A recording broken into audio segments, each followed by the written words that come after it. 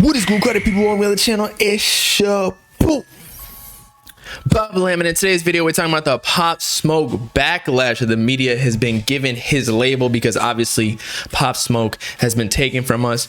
RIP. Now, if you don't already know, he just dropped an album, or his label just dropped an album called Faith that we originally thought was going to be self-titled. We also thought it was going to be like 16 solo songs, but the real issue here is the exact opposite, in that it had way too many features. Just to give y'all a little summary of what is going down on Twitter, Instagram, all social medias basically, of the backlash of Pop Smoke's album. Pop Smoke has literally been recorded, I think, with Nadeska in an interview. We're going to show the clip in a second, literally saying he don't fuck with these other rappers. He don't want anybody on his songs. However, like, I don't even know how many songs. 1, 2, 3, 4, 5, 6, 7, 8, 9, 10, 11, 12, 13, 14, 15, 16, 17, 18, 19, 20, 21 features on his album. A posthumous album, bro. Like, I get that dude probably got a lot of unreleased songs, and you know, they got to pull like a Bad Vibes Forever album type method, hashtag can, just like they did with XXXTentacion,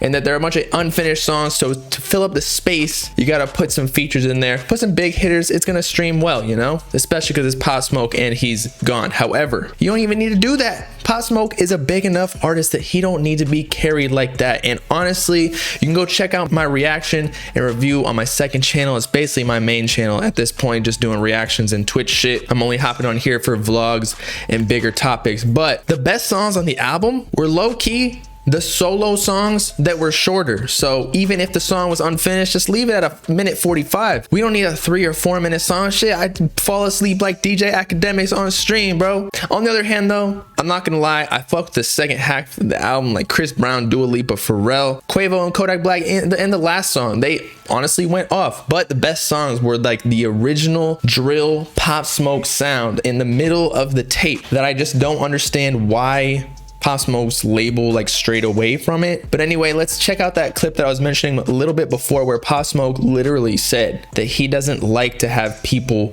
on his songs because he don't fuck with other dudes because they're too envious. Yet his label, while he was gone, put 21 features on his album. All right, check it out. Lil TJ? Nah, Lil TJ my nigga. Oh yeah? I don't fuck with niggas. And by the way, Lil TJ was on the album, so his label got the clear on that. Lil TJ is allowed, according to Pop Smoke himself. You notice why I don't do songs with niggas? My tape ain't have nobody on it, because I don't fuck with niggas. I don't like niggas. I don't want to like niggas. I'm not into them. You know what I'm saying? You know what I'm saying? You know, because niggas be envious. Pause. You don't like.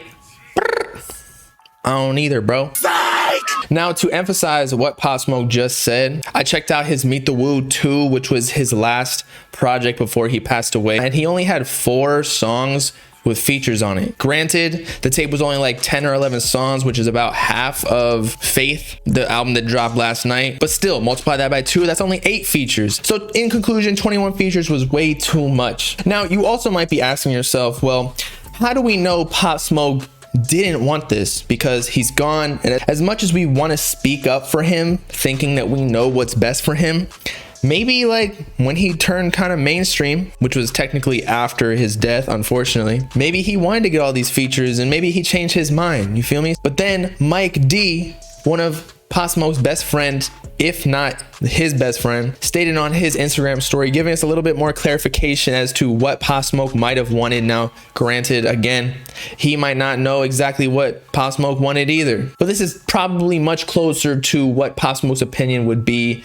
at the current moment if he was still alive, rather than what the label is doing, especially since 50 Cent even got disassociated from this album soon after Shoot for the Stars, Aim for the Moon, which was the original Posthumous album, because he wanted no part of creating another project that was completely formulated and influenced by the label rather than Pop Smoke working on anything. I'm sure Pop Smoke had some sort of involvement in the project. I'm not the biggest Pop Smoke fan. I don't claim to be, but again, I assume that Shoot for the Stars, Aim for the Moon, Pop Smoke was alive for a lot of that, whereas Faith, he had no part in, didn't even know it existed. But as I was saying, Mike D, his best friend, says, for anybody saying, why did I let anybody drop this or that? I had no involvement in my dog's album. Didn't even know an album was dropping until it got broadcasted on this internet shit. I'm upset my damn self at it because I know he wouldn't even want this like this. Likely speaking about all of the 21 features that were on the album. Now, I get you want 21 Savage, some of the heavy hitters, but people are even upset about the Pusha T feature on the song with Kanye West called Tell the Vision,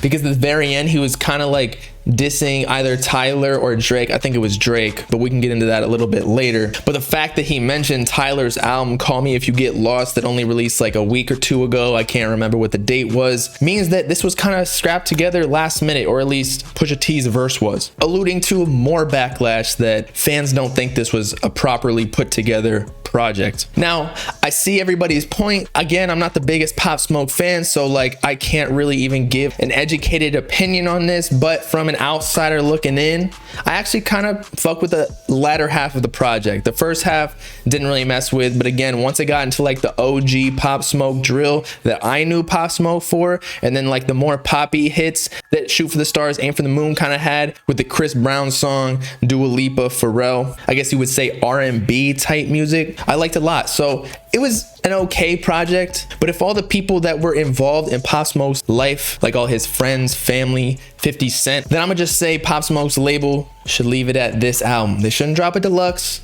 They shouldn't drop another project. I know he may have like 300 unreleased songs that people are telling me on Twitter, but just leave it, bro. Pop Smoke's discography is still intact. It's not getting as bad as X's discography with the latter half of his posthumous albums. So we're all good. If there's one artist that labels should kind of emulate with how to handle posthumous artists' careers, that would be Mac Miller. Even Juice WRLD's label getting some slack, but maybe that's just because Juice Hub wants like no leaks and whatnot, and it's hard to do that because sometimes the leaks be the best songs. Now hold up. We actually got an update before we end this video, and that apparently there is actually a deluxe, even though I just said that we should not get a deluxe.